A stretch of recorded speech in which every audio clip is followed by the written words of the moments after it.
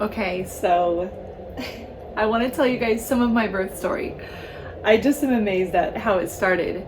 So I was cracking up about a post that I was basically gonna make. Someone sent it to me on DM, and I was just laughing over all these things, and it was 20 ways to get ready for a baby, and they were like the most hilarious things, and I just was like delusional over being like almost 42 weeks pregnant.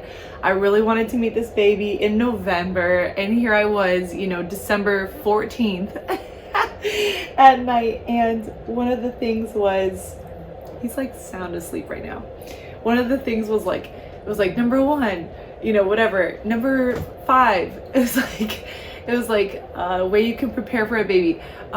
Get dressed, pour milk on your shirt, pour milk on the floor. Number 6 was pour milk on the bed. I was losing it. I was laughing so hard because I just thought they were so funny. One of them was cut your nipples with really cute little razor blades. I'm like, oh my gosh, this just sounds horrible. But I was like gonna want to be, stepping into motherhood, but with all these expectations of it was gonna be so awesome. And here this was just kind of like dragging me into reality. And then one of them was so funny. It was learn how to Google things like how to put your baby back inside of you. And then one was go get an octopus, try to dress it. I was just cracking up. But anyways, shortly after that, I went into labor. I mean, it was many days of expecting to, try all these at-home remedies and hoping that something would work. But yeah, I went into basically just some really, really painful contractions. And they were pretty long. I had thought I had experienced them like throughout the week, but I definitely had it. I was like, oh, I think I got some contractions. Okay, no, that wasn't. Those weren't it. Yeah, they were spaced pretty close together, like 5 minutes apart, 6 minutes apart. And I was actually in the middle of filming some devotionals for Christmas for Embrace Movement with Pete. And so Pete was in the middle of filming a series on Mary, and I was studying for some and getting ready to go on film. And I was like, oh my gosh, I think this is happening. But there had been so many days that were like that I just didn't believe it. And so I was like, called my doula, and we had a long conversation with her before anything got too serious, and I just told her, hey, like it might happen tonight, meet me in Manhattan at the hospital. And she was giving me all this advice, and she told me about the 411, where you wait until contractions are 1 minute long, 4 minutes apart for 1 hour. I'm like, okay, I can remember that, maybe at the most like 5 minutes apart. And so I'm like, okay, I can do it. My mom had been here for so long. Like my mom had been here since December 4th, which was the day after the baby's due date. And so on that night, it was like my mom had been here for 10 days, had flown here and made the trip so she could welcome in her first grandchild into the world. And so at this point, I'm like, oh my gosh, I'm at least gonna need help to labor at home, So Pete rested up, and me and my mom stayed up for like almost 5 hours.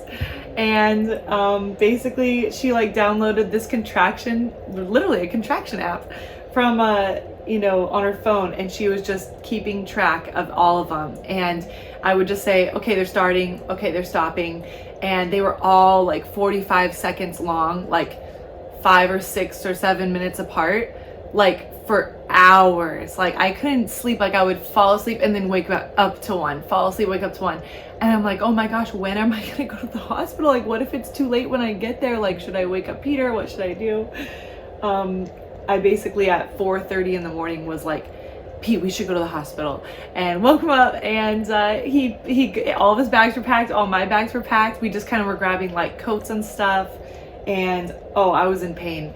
On the drive over, I was like, oh my gosh, like I don't drive slow. Okay, don't hit any bumps. Like this sucks. I was in a lot of pain, but I was just kind of like bracing through them and trying to pray through them. And honestly, because of the anticipation, I was just excited that I was gonna have a baby. I was like, oh my gosh, this is really painful, but like I've been waiting for so long and I'm so ready. Like everything with the crib is ready. We have a nameplate above it. We got a rug for the crib. Like everything is ready. And so I just felt like tonight's the night. And so, you know, we were getting ready, and then, you know, we got in the car and then we drove to Lenox Hill, which is where I, you know, of course gave birth.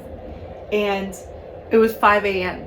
and I'm like, oh my gosh, this is gonna be like the longest day of my life.